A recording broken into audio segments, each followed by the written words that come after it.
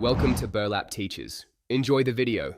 In this video, I will show you how to make delicious walnut brittle. This classic candy is surprisingly simple to prepare and results in a wonderfully crunchy, sweet treat that everyone will love.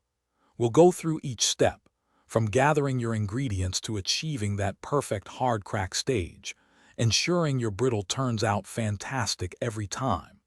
Get ready to impress your friends and family with this delightful homemade confection. To begin, gather your essential ingredients.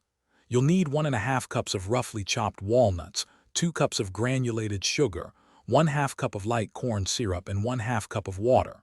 For rich flavor, include 6 tablespoons of unsalted butter, 1 teaspoon of ground cinnamon, and 1/4 teaspoon of ground cloves. Finally, have 1/2 teaspoon of baking soda ready. It's crucial for that signature brittle texture. Now for the cooking. First, toast your walnuts in a dry skillet for about 3 to 4 minutes until they are fragrant, then set them aside. In a medium saucepan, combine the sugar, corn syrup, butter, cinnamon, cloves, and water. Bring this mixture to a rapid boil over medium-high heat and cook without stirring until a candy thermometer reads 300 degrees Fahrenheit, which is the hard crack stage. Remove from heat, quickly whisk in the baking soda, then stir in the toasted walnuts.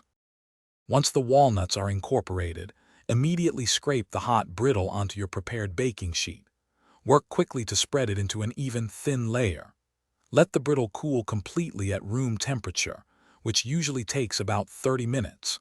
Once fully hardened, break it into delightful, irregular pieces. Store your homemade walnut brittle in an airtight container at room temperature, where it will stay fresh and delicious for up to 1 month. Thanks for watching. Consider subscribing if this video helped you.